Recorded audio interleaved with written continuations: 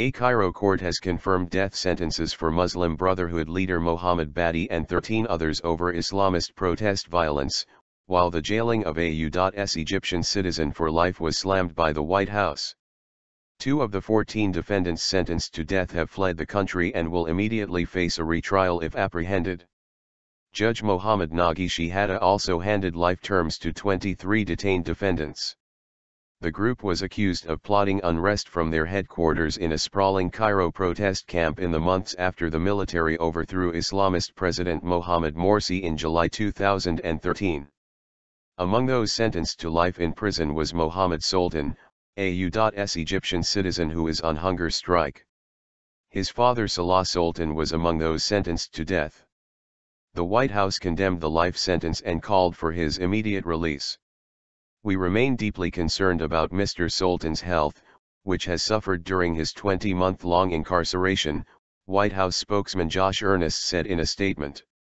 "The President is deeply committed to the welfare of all U.S. citizens abroad, and we will ensure that Mr. Soltan continues to receive consular support until he can return safely to the United States, per his wishes.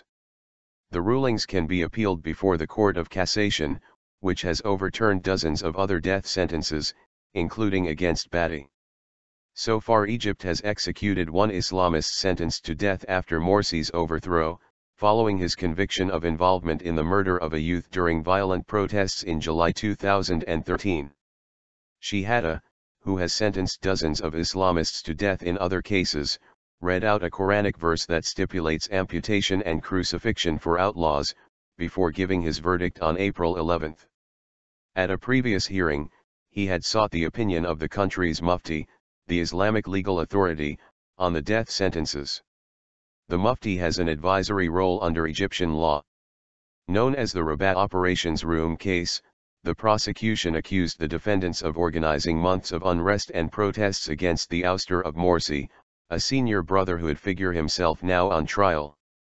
The Rabat al-Adawiyya protest camp in Cairo was dispersed by police on August 14, 2013 in a 12-hour operation that left hundreds of protesters and about 10 policemen dead. Mohamed Soltan was shot in the arm and arrested days later as police hunted down Islamist activists who had fled the protest camp.